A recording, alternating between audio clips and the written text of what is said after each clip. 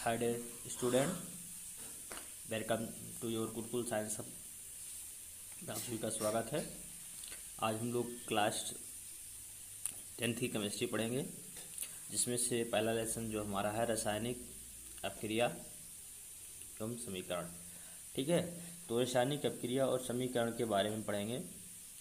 इससे पहले हम लोग जानेंगे कि इसमें कुछ टाइप को पढ़ते हैं, परिवर्तन के बारे में पढ़ते हैं। ठीक है, तो परिवर्तन दो प्रकार के होते हैं, एक हमारा भौतिक परिवर्तन होता है और दूसरा हमारा रासायनिक परिवर्तन होता है। ठीक है, तो परिवर्तन दो, एक होते हैं भौतिक परिवर्तन और एक होता है हमारा रासायनिक परिवर्तन। ठीक है, तो भौतिक परिवर्तन और रासायनिक परिवर्तन के बारे में पढ़ेंगे और उसके बारे में पढ़ेंगे कि भौतिक परिवर्तन क्या होते हैं, रासायनिक परिवर्तन क्या होते हैं। तो भौतिक परिवर्तन वह परिवर्तन होते हैं, ठीक है, जिनमें पदार्थों को पुनः उस मूल अवस्था में प्राप्त किया जा सकता है। तो पदार्थ जो कोई पदार्थ विघटित होकर पुनः उस अवस्था में प्राप्त किया जा सकता है, तो ऐसे परिवर्तन हमारे भौतिक परिवर्तन कहलाते हैं।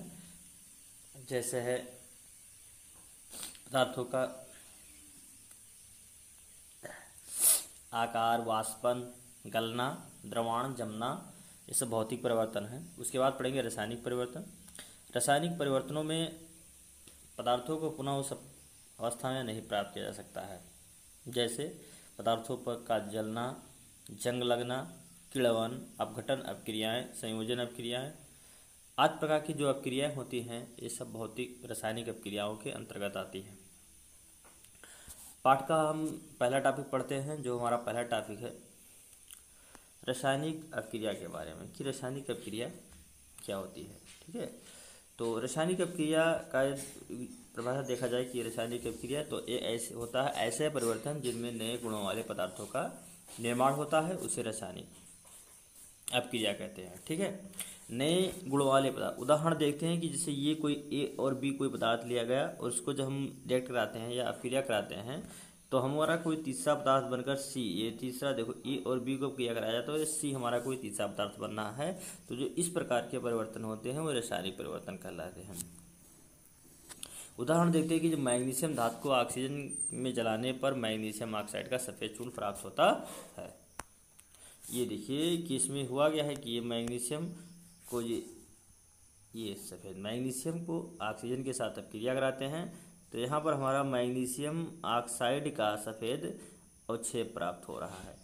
तो ये जो हमारा प्राप्त हुआ है, ये हमारा तीसरा पदार्थ है, ये हमारा नया पदार्थ है और दोनों पदार्थों के आपसी संयोग के द्वारा तीसरे पदार्थ का निर्माण हुआ है। तो जो इस प्रकार की अपक्रियाएं होती हैं वह अपक्रियाएं हमारी रासायनिक अपक्रिया कहलाती हैं।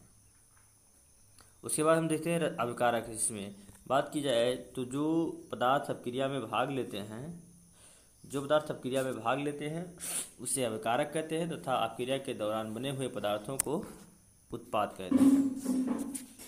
जैसे ये अपक्रिया देखते हैं कि जैसे हमने बात की थी कि ये और प्लस बी, तो ये दोनों हमारे अपक्रिया में भाग लेने वाले पदार्थ हैं, तो ये दोनों पदार्थ हमारे क्या कहलाएंगे, अभिकारक कहलाएंगे। ठीक है, जो अपक्रिया के यानी लेफ्ट हैंड साइड में पदार्थ होगा उसे को हम लोग क्या कहेंगे, लेफ्ट हैंड साइड में होगा उसे हम अभिकारक कहेंगे। ठीक है, अब बात करेंगे उत्पाद की या प्रोडक्ट। तो प्रोडक्ट क्या होता है कि जो अपक्रिया के दौरान यानी अब यह अपक्रिया के दौरान जिस नए पदार्थ का निर्माण होता है उसे हम उत्पाद कहते हैं।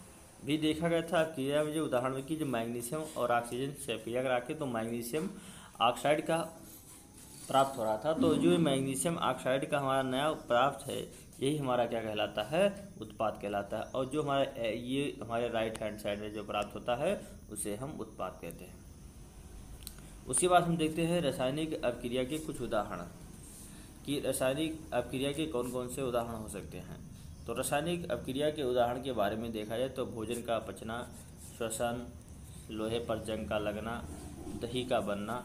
इससे दही का बनना एक किण्विता दही, ये जो होता है किण्विता दही निकाल के लोहे पर जंग लगना है। तो लोहे पर जंग, जब लोहा पानी और वायु के संपर्क में आता है तो लोहे पर जंग लग जाती है। उसके बाद करते हैं रासायनिक अपक्रिया का परीक्षण, यानी रासायनिक अपक्रिया को किस प्रकार से हम देख सकते हैं। रासायनिक अपक्रिया को किस प्रकार देख सकते हैं, पहचान सकते हैं कि रासायनिक अपक्रिया हमारी हो रही है कि नहीं हो रही है। ठीक है, जैसे हम कोई ये जैसे बात करें ए और बी, जब ए और बी पदार्थ को जब हम रिएक्ट करवाते हैं तो ये देखेंगे कि इस ए और बी के पदार्थ, जितना ए और बी पदार्थ विघटित होगा उतना ही मात्रा में इधर सी पदार्थ का निर्माण होगा। तो सबसे पहले क्या होगा, हम देखेंगे उसकी अवस्था में परिवर्तन होगा।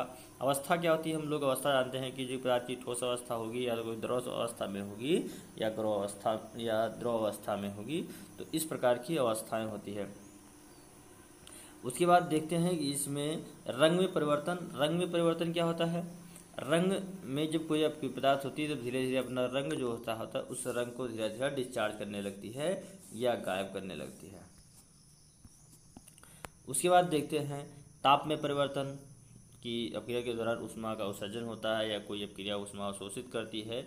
उसके बाद अवक्षेप का निर्माण। अवक्षेप का निर्माण देख सकते हैं, अंत में अपक्रिया रिएक्ट होने के बाद कुछ ना कुछ पदार्थ बच जाता है। जैसे देखते हैं कि जब H2 और ऑक्सीजन को जब अपक्रिया कराते हैं तो यहाँ पर हमारा H2 वो प्राप्त होता है, H2 जो ये हमारा लिक्विड स्टेट में है, और यहाँ पर बात की जाए तो ये भी गैसीय स्टेट में है, ये भी हमारा क्या है, जो हमारा जल, वायु और हाइड्रोजन गैसीय स्टेट में है, लेकिन जो हमारा जल प्राप्त हो रहा है वो लिक्विड स्टेट में होता है, द्रव अवस्था में होता है।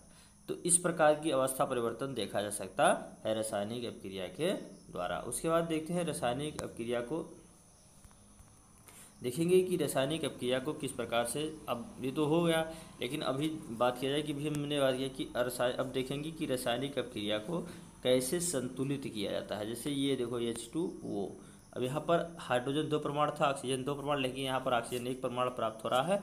तो ये अपक्रिया किस प्रकार संतुलित होती है और अपक्रिया को संतुलित करने की क्यों आवश्यकता पड़ी, इसके बारे में अब हम देखेंगे।